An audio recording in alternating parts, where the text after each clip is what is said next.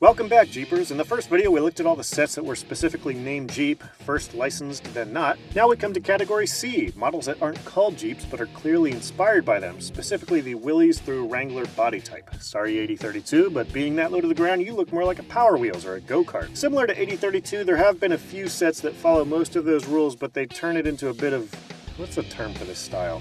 Is that term?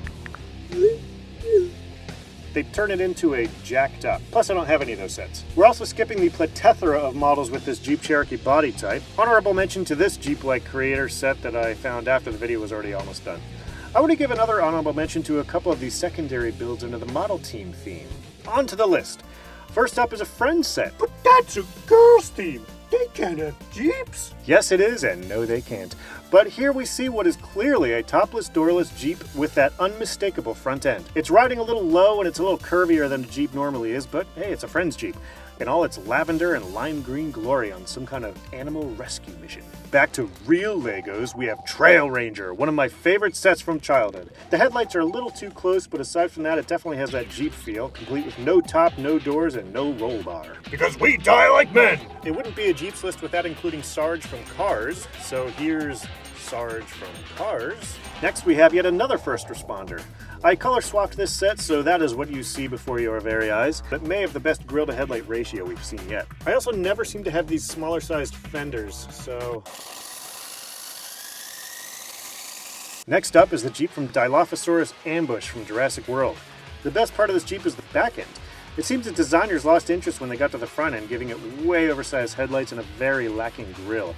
It's so close to being a great set, but they missed the most important part. I don't think this vehicle was even in the movie. They just color swapped red and tan from the old movie Jeeps and made it fit into the Jurassic World aesthetic. Continuing the movie Jeeps, we have this awesome entry from Civil War. The front end is a new first place for look. They nailed the body. It's been modified in a Mad Max kind of way, so we'll assume the extra length is due to it being an Unlimited that was chopped up. Side note, this is another Jeep that wasn't actually in the movie. As I mentioned in the Fountain of Youth set, it was used in the place of this boring looking truck.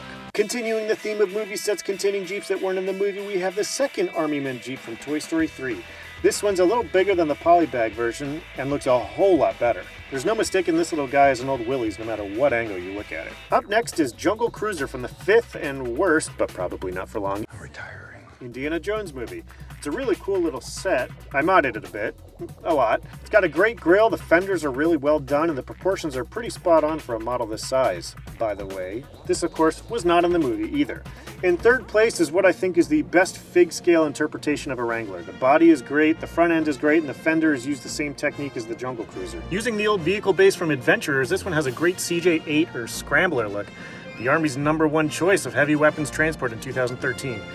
It goes without saying by now, but this was not in the Man of Steel. In fact, the only vehicles the Army used in this scene were aircraft. But I'd certainly prefer an antique Jeep over CGI airplanes or helicopters. Second place goes to one of the oldest sets in the list, coming out in 1978, the same year that John Hancock put his John Hancock on the Declaration of Independence. While incredibly simple, this is a Jeep.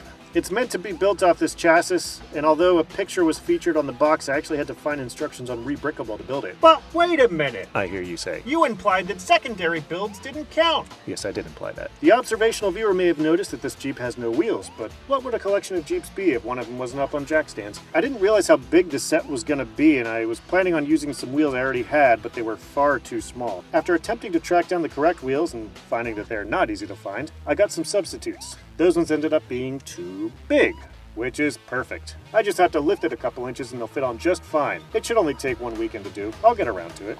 Seriously. And first place goes to the model team theme with Off-Road 4x4, 4x4, 4x4, Off-Road 16. Clearly a CJ5, this one has it all. The 45-degree windshield wipers, the cramped grille between two round headlights, a brush guard, a spare, a party bar, a winch that I don't have the string for, fog lights, tools for off-roading, and of course an antenna that probably doesn't work. 2 seats in the front, bench seats in the back. They crammed a lot of detail into this model without making it feel too busy. In my opinion, it's the Jeepiest Jeep Lego has ever Jeeped. So that's it. Did I miss any? I don't think so, but please let me know if you think I did, and I'll either tell you why I excluded it or why I will go build it. Well, I won't tell you that, but I'll do it. That's all for now. In an upcoming video, we'll be making small mods to these Jeeps to make them look more authentic. Until then, Bye-bye.